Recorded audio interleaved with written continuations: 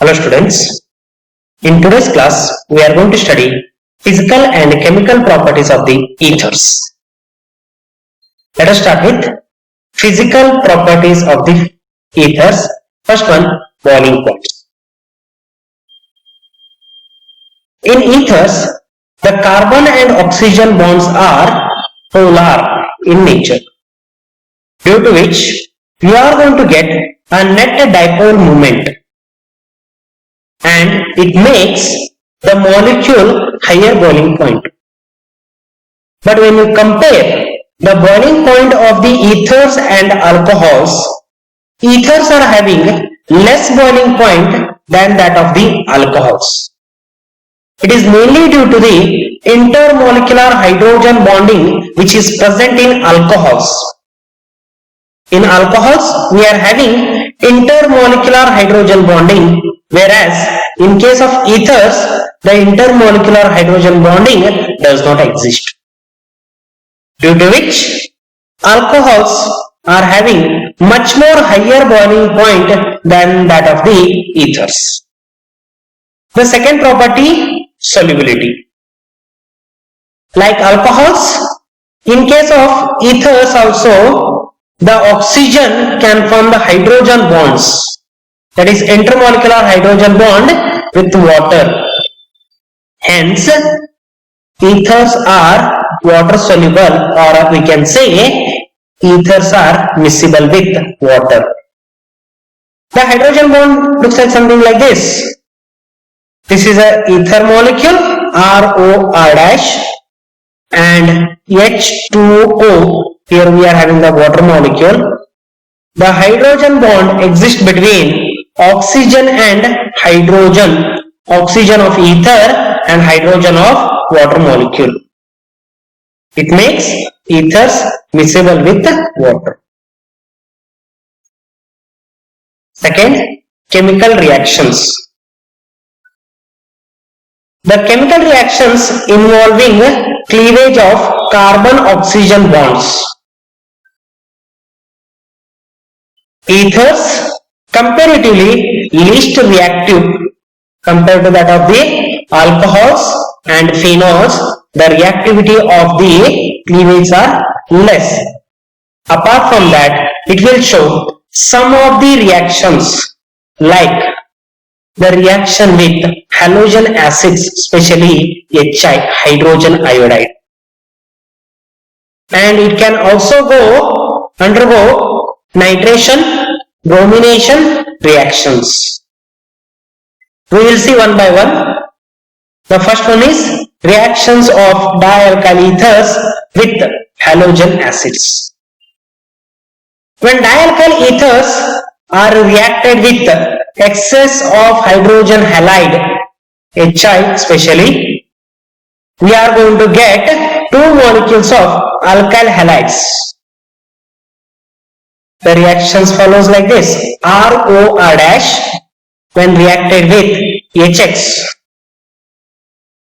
R will go and attack with X, R will go and attack with X, and this R also will go and attack with X. So we are going to get RX, and here two molecules of HX will be used, as H2O will be the byproduct.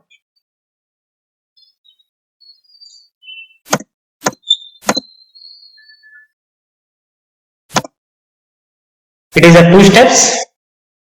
Initially, ROR dash or ROR, one of the R has been reacted with X and RX has been formed. H has attacked to oxygen and we have got ROH. In the second step, ROH plus HX giving rise to RX plus H2O. So if you see the overall reaction, ROR is going to give one RX molecule, here one more RX molecule, that is 2 RX plus H2O will be the byproduct. Similarly, when we are taking aryl alkyl ethers, that is ROAR, when reacted with HX, the one of the common product is phenol. That means H will always go with the oxygen and R will always go with the X. That is phenol plus RX will be the product. Remember, if you are using excess of HX, then only the second reaction is going to take place, or else the first reaction will be the final product. Examples: when diethyl ethers reacted with the excess of hydrogen iodide, it formed ethyl iodide and water. In the first case, C2H5O C2H5 reacted with HI, we have got ethyl alcohol plus ethyl iodide. In the second step, excess, when we have used here excess of hydrogen iodide, so whatever excess of HI is there, it will again react with the ethyl alcohol C2H5OH plus HI, giving rise to C2H5I plus H2O. If you are having the least, this will be the product. You may ask now, watch if both the alkyl groups are different.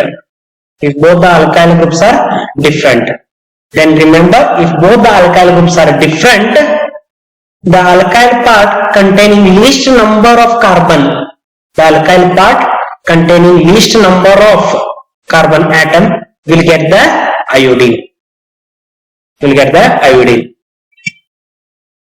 Higher number of carbon atom containing alkyl group will get the alcohol. So least iodide, high alcohol, LiHA. Neha, you can remember. Similarly, reactions of alkyl aryl ethers with the halogen acids. I have told you just in the previous slide, whenever you are having the alkyl aryl ethers, phenol will be the one of the product always. Phenol plus alkyl halide. C6H5OR plus HX, phenol will be the product along with RX. One example we will take anisole. Anisole is C6H5OCH3. When we react with HI, we are going to get phenol plus CH3I, that is methyl iodide. In case of alkyl aryl ethers, the first whatever I have said, that is least will get the iodine, higher will get the alcohol, it is not going to follow. Always phenol will be the product. And the order of reactivity of the hydrogen halides will be HI followed by HBr and HCl. HIV is highly reactive than that of the HBr and HCl. Second one, electrophilic substitution reactions. OR, that is alkoxy groups, are ortho and para directing. In the first year you have already studied. The lone pair of electron which is present over the oxygen will be donated towards the benzene ring, which will activate the ring. Hence, alkoxy groups are ring activating or ortho-para directing groups. In the first case, oxygen containing the lone pair of electron, this lone pair of electron will be shifted here between oxygen and carbon. So, we have got one more double bond here, and this double bond will be shifted towards this carbon like this. So what happened? The ortho position has gained the negative charge, oxygen has shifted the electron and it got the positive charge. Now in the next step, again the lone pair of electron which is present at the ortho position will be shifted towards the bond, and the bond will shift towards the carbon. In the resonance, you have to remember electron to bond, bond to atom. That means electron will shift towards the bond and bond will be shifted towards the atom to gain the negative charge. In the third case, we have got the para, which will be again shifted towards the ortho position, and the negative charge is arised on ortho, and final resonating structure is like this. with respect to that, we'll see some of the reactions like halogenation and nitration. Halogenation, when anisole is reacted with bromine in ethanoic acid, we are going to get orthobromoanisole, that is at substitution at ortho position. Along with that, parabromoanisole, and byproduct is water. Now, the product percentage you can see is 10% and 90%. It is mainly due to steric hindrance. Due to the steric hindrance, the ortho product will be the minor and para product will be the major one.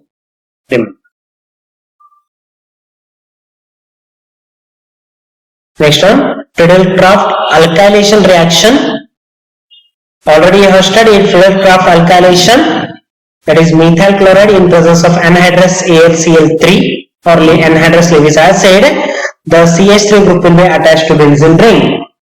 Now anisole is there, it will be activated at ortho and para position. So we have to get two different products. One is substitution at second and one more substitution at 4. That is 2-methoxytoluene and 4-methoxytoluene. Reaction, anisole plus CH3Cl in presence of anhydrous AlCl3, we are going to get CH3 substitution at ortho position and para position. A C6H5 with CH3 is nothing but your toluene.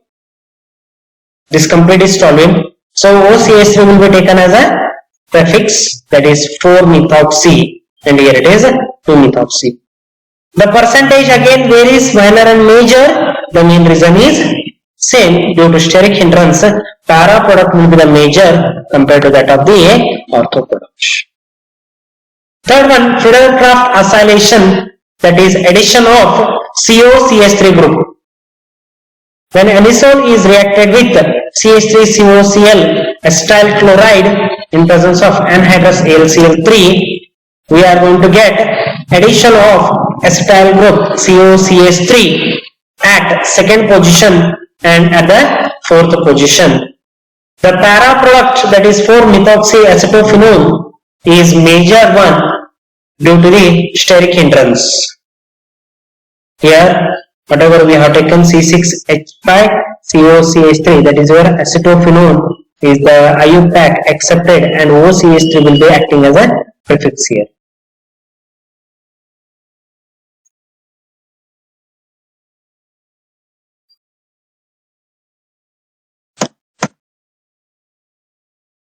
Next one, nitration.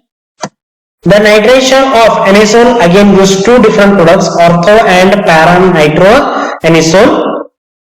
Here also the same rules. Ortho is minor and para is major one. The mixture of HNO3 and H2SO4 is known as nitrating mixture. In this, the explanations you can write like this: anisole when reacted with nitrating mixture, it gives 2-nitroanisole and 4-nitroanisole, or ortho-nitroanisole and para-nitroanisole as a product.